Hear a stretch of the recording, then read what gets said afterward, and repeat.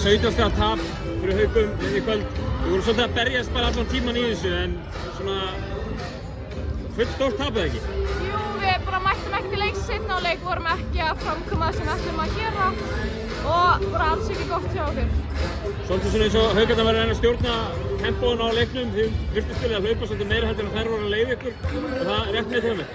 Já, við hefum bara þurft að opna okkur betur, gera það sem við lögðum upp með, fá sendingar, hreyfa boltann. Við vorum ekki því, við vorum að leyfa þeim að stjórna okkur.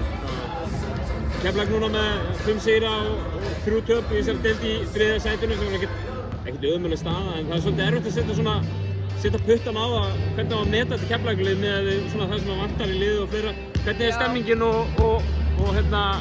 hvernig metið þið þetta svona þessari stöðu? Það er alveg mjög góð stemming í hópnum og bara en þetta er alltaf mjög breytt lið síðan í fyrra og við erum einhvern veginn bara stífbúk saman, nýr þjálfari, nýjir leikmenn, nýjir útlendingar og bara já, þetta kemur.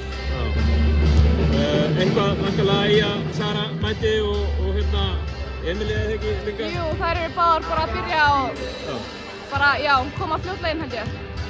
Það eru vantarlega sterkari þá, þau gerir ráð fyrir því? Jú, það er mjög gott að fá þær inn og svo ætla Katla að taka slaginn líka og þannig að við verðum orðin fleiri en ég held að það sé ekkert, við megum ekki kenna því við þurfum bara að taka okkur, sjá hvað maður gera ekki vel og bara bæta okkur.